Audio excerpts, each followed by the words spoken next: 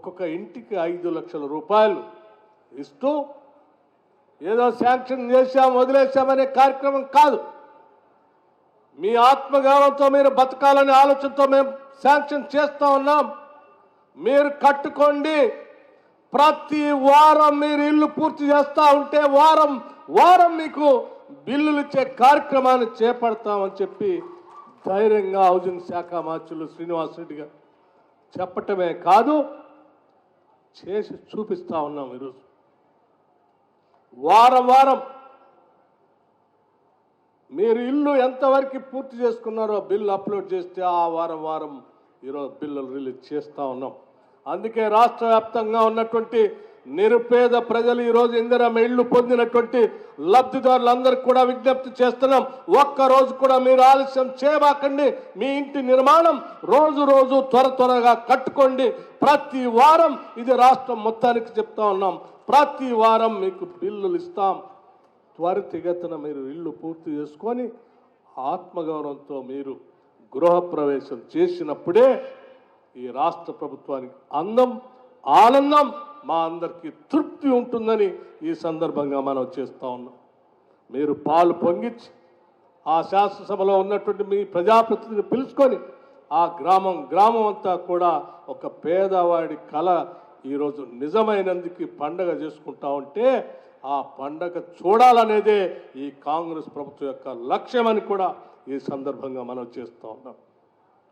అంతేకాదు, రాష్ట్ర వ్యాప్తంగా ఉన్నటువంటి పేదవాళ్ళు ఈరోజు చాలా ఆత్మగౌరవంతో ఆ రోజు బియ్యం పంపిణీ జరుగుతూ ఉంటే అందులో పురుగులు ఉన్నాయి, దొడ్డు బియ్యం ఉన్నాయని మాట్లాడుతూ ఉంటే, అమ్మా రాబోయేది కాంగ్రెస్ ప్రభుత్వమే, ప్రజా ప్రభుత్వమే, రాగానే రాష్ట్ర వ్యాప్తంగా సన్న బియ్యం ఇచ్చేటువంటి కార్యక్రమాన్ని చేపడతామని చాలా ధైర్యంగా ఆనాడు చెప్పి ఈరోజు రాష్ట్ర వ్యాప్తంగా దాదాపు 96 లక్షల కుటుంబాలకి 1,15,00,000 కుటుంబాలు ఉంటే రాష్ట్రంలో 96 లక్షల కుటుంబాలకి ఇవాళ సన్న బియ్యం ఏకదాటిగా పంపిణీ చేస్తున్న ఏకైక ప్రభుత్వం, ఏకైక రాష్ట్రం ఈ దేశంలో ఏదైనా ఉంది అంటే అది తెలంగాణ రాష్ట్రం ఒక్కటే. చదువుకున్నటువంటి విద్యార్థుల గురించి ఆలోచన చేయటమే, వృద్ధులు, వికలాంగులు, వితంతువుల గురించి ఆలోచన చేయటమే తప్ప ఆనాటి పాలకుల్లాగా ఈ రాష్ట్రాన్ని దోపిడీ చేసి అప్పులు పాలు చేసేటువంటి ఆలోచన ఈ ప్రభుత్వానికి లేదు. రూపాయి పోగేసి ఈ రాష్ట్రంలో ఉన్నటువంటి ప్రజానికం పెద్ద ఎత్తున అభివృద్ధి చెంది ప్రపంచ దేశాలతో ఈ రాష్ట్రం పోటీపడే స్థాయిలో తెలంగాణ రాష్ట్రాన్ని తీసుకొని పోవాలనేటువంటి ఆలోచనతోనే ఈ రాష్ట్ర ముఖ్యమంత్రి రేవంత్ రెడ్డి గారి నాయకత్వంలో ఇందిరమ్మ ప్రభుత్వం, ప్రజా ప్రభుత్వం ఈ మధ్యనే ఒక గ్లోబల్ సమ్మిట్ని ఏర్పాటు చేశాం. 2047 కల్లా $3 ట్రిలియన్ ఎకానమీతో ఈ రాష్ట్రం పెద్ద ఎత్తున ఎదిగి ప్రపంచంతో పోటీపడే స్థాయిలో తెలంగాణ రాష్ట్రాన్ని ముందుకు తీసుకొని పోవాలని ఆలోచనతో ముందుకు పోతాం. ఏ పని చేసినా తీసుకున్న పని వల్ల ఈ రాష్ట్రంలో ఉన్న ప్రజలకి ఎంత పెద్ద ఎత్తున ఉపయోగపడుతుందో ఆలోచన చేసి ఆ నిర్ణయాన్ని తీసుకుంటున్నాం తప్ప వేరే రకమైనటువంటి ఆలోచన చేయట్లేదు. ఈ ప్రాంతం వరకు వస్తే ఆనాటి ఇందిరమ్మ ఇళ్లతో పాటు పేదవాళ్ల సమస్యలతో పాటు ఇక్కడ ఉన్నటువంటి రైతాంగ సోదరులు ఒక విషయం చెప్పారు. ఈ ప్రాంతంలో పర్యటన చేసినప్పుడు ప్రతి సందర్భంలో చాలామంది అనేక రకాలైనటువంటి మాటలు చెప్పి వెళ్తూ ఉన్నారు. పాలకుర్తి లిఫ్ట్ ఇరిగేషన్ సంబంధించి మాకు పెద్ద ఎత్తున ఈ ప్రాంత ప్రజలు కోరుకుంటున్నారు, కానీ కావట్లేదని అంటే ఆ పాలకుర్తి మండలం ఆ పరిసర ప్రాంతాల్లో నడుస్తూ మాట ఇచ్చాం. తప్పనిసరిగా వచ్చేది ఇందిరమ్మ ప్రభుత్వమే, పాలకుర్తి లిఫ్ట్ ఇరిగేషన్ని చేపడతాం, ఇక్కడ నీళ్లు పారిస్తామని చెప్పాం. కొండ పరిసర ప్రాంతాల్లో ఉన్నటువంటి అనేక ప్రాజెక్ట్ ఇవాళ సింగరేణి కాలనీకి సంబంధించినటువంటి బొగ్గుబాయిలు కానీ, ఎన్టీపీసీ కానీ, లేకపోతే రామగుండం ఫెర్టిలైజర్స్ కార్పొరేషన్ లిమిటెడ్ కానీ, లేకపోతే అల్ట్రాటెక్ సిమెంట్ ఫ్యాక్టరీ కానీ, లేకపోతే రేపు పెట్టబోయేటువంటి 800 థర్మల్ పవర్ ప్రాజెక్ట్ కానీ, లేకపోతే ఈ పరిసర ప్రాంతాల్లో కట్టిన శ్రీపాద ఎల్లంపల్లి ప్రాజెక్టు కానీ ఇవన్నీ ప్రాంత ప్రజలందరికీ పెద్ద ఎత్తున ఉపయోగపడినటువంటి ప్రాజెక్ట్. నేను అడుగుతా ఉన్నాను, మన రాష్ట్రం వస్తే సంపద ఉంటుంది, వనరులు ఉంటాయి, పెద్ద ఎత్తున ఈ ప్రాంత అభివృద్ధి చేసుకోవడానికి కావాల్సినటువంటి నిధులు ఉంటాయి, పెద్ద ఎత్తున చేసుకుందామని చెప్పారు. నేను అడుగుతా ఉన్నాను, నేను చెప్పినటువంటి ఈ ప్రాజెక్టులు కాక వేరే ప్రాజెక్టులు ఏం లేవు ఇక్కడ.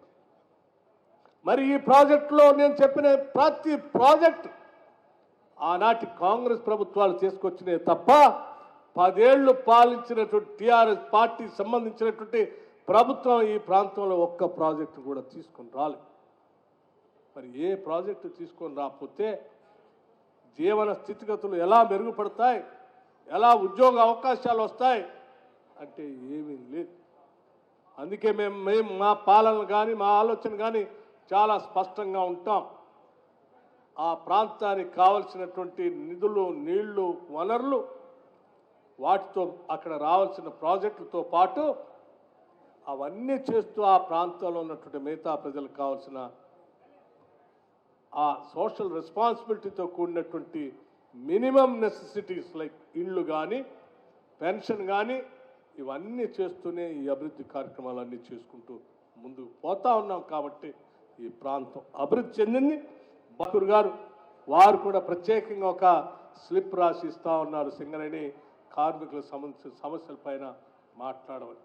నేను మీ అందరికీ మాట ఇస్తూ ఉన్నాను, కొద్ది రోజుల్లోనే సింగరేణికి సంబంధించిన కార్మికుల సమస్యల పైన ఆ సమస్యల పరిష్కారం కోసం సింగరేణి పరిసర ప్రాంతాల్లో ఉన్నటువంటి ప్రజాప్రతినిధుల్ని అట్లాగే యూనియన్స్ని పిలిచి మీ అందరితో మాట్లాడి సాధ్యమైనంత వరకు అవకాశం ఉన్నంత మేరకు ఆ సమస్యల పరిష్కారం కోసం ఈ ప్రభుత్వం మానవీయమైన కోణంతో పరిశీలన చేసి పనిచేస్తుందని కూడా మీ అందరికీ మాటిస్తూ మరొకసారి మీ అందరికీ నూతన సంవత్సర శుభాకాంక్షలు తెలియజేస్తూ ఈ అందరితో మీరు ఇంత ఓపికగా కూర్చొని రాష్ట్ర ప్రభుత్వం చెప్పేటువంటి అనేక కార్యక్రమాలన్నీ విన్నారు.